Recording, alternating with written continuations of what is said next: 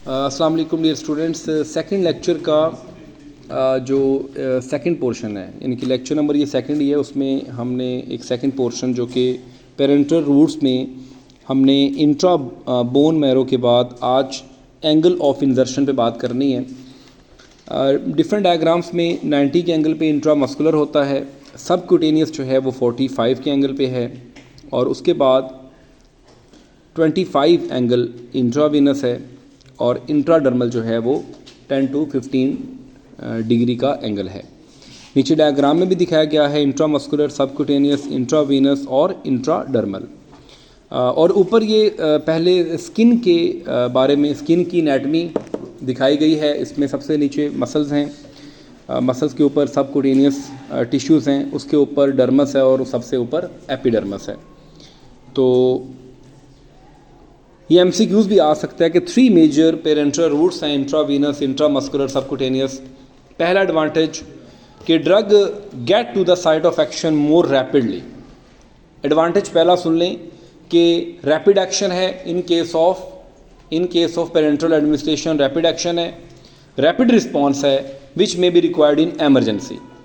दूसरा, dose can be more accurately delivered, यानी कि जो आपने डोज ली है, आप चाहते हैं कितने मिलीग्राम आपकी बॉडी तक पहुंचे, तो वो इंट्रावीनस के ज़रिए पहुंच सकती है, किसी और रूट के ज़रिए उतनी डोज नहीं पहुंच सकती, क्योंकि ओरली और भी फैक्टर्स हैं जो कि उस डोज को कम कर सकते हैं।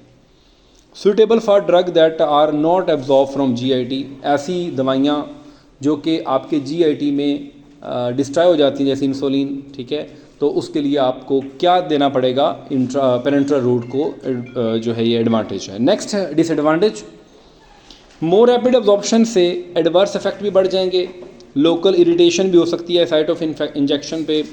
आपने अक्सर देखा होगा जो लोग इंजेक्शन लगवाते हैं, तो जहाँ इंजेक्शन लगता है, ये ब्रैनला जहाँ पे लगता है या जहाँ पे इंट्रामस्कुलर इंजेक्शन या कोई और इंजेक्शन, अक्सर लोग डरते हैं ये इंट्राथीकल, इंट्रा आर्टिकुलर, ये इंजेक्शंस नहीं लगवाते, इंट्राकार्डिक, क्योंकि आपको पता है कि छोटी छोटी जो है वो नर्व फाइबर्स होते हैं। हम अक्सर कहते हैं ना, उसने कमर में इंजेक्शन लगवाया तो उसकी टांगें पैरालाइज हो चुकी हैं। तो यही वजह है कि क्वैक जो हैं या जो अनट्रेंड पर्सन हैं, जो ख़ुद को प्रिटेंड करते हैं एज अ डॉक्टर, तो वो बेशुमार पेशेंट की ज़िंदगियों से खेल रहे होते हैं।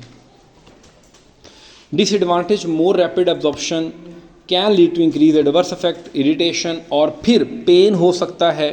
हाँ, फियर, खौफ, बच्चे बहुत ज़्यादा डरते हैं, बड़े भी डरते हैं अक्सर लोग इंजेक्शन से, ठीक है, और इन्फेक्शन, ये सारा कुछ जो है वो डिसएडवांटेज है, इस रूट को लोग लाइक नहीं करते। अदर रूट्स भी हैं, इनहेलेशन, इंट्रानेज़ल, टॉपिकल और रेक्टल। इनहेलेशन नाक के ज़रिए, I think so next diagram में क्लियर दिखाया गया है। ये जो इसको मैं थोड़ा सा जूम करके दिखाता हूँ आपको। ये देखें बेटा, ये आपके पास रिमूव द कैप, इनहेलर का कैप रिमूव किया, शेक किया इनहेलर को, और ब्रीथ आउट, पहले सांस बाहर निकालना है, फिर place the inhaler in your mouth, close your lips around it as you breathe it in, press down the inhaler. यही वही बात, सांस बाहर निकालें, इनहेल करने का तरीका आप पेशेंट को गाइड किया करें। जब आप मेडिकल स्टोर, फार्मेसी पे खड़े हों, अगर कोई इनहेलर का यूज़ पूछने आए तो आप उसको ज़रूर गाइड करें कि पहले सांस बाहर निकालें, फिर इनहेलर को माउथ में रख के, ठीक है, तो उसके बाद आपने सांस को जो है वो अंदर लेके जाना है, साथ में आपने उसको प्रेस करना है, ठीक है। प्रेस किया, फिर सांस को अंदर लेके गए, तो ये आपने उनको तरीका बताना है। Hold your breath for a count of 10, then slowly breathe out, ठीक है।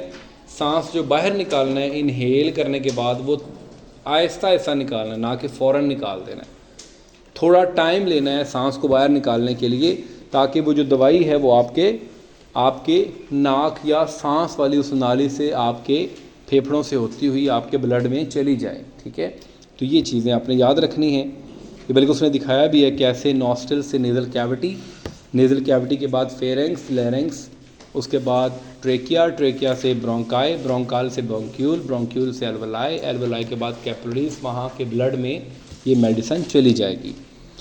होप सो आज का लेक्चर आपको अंडरस्टैंड हो गया होगा। इंशाल्लाह नेक्स्ट क्लास में लेक्चर नंबर 3 के साथ हाज़िर होंगे।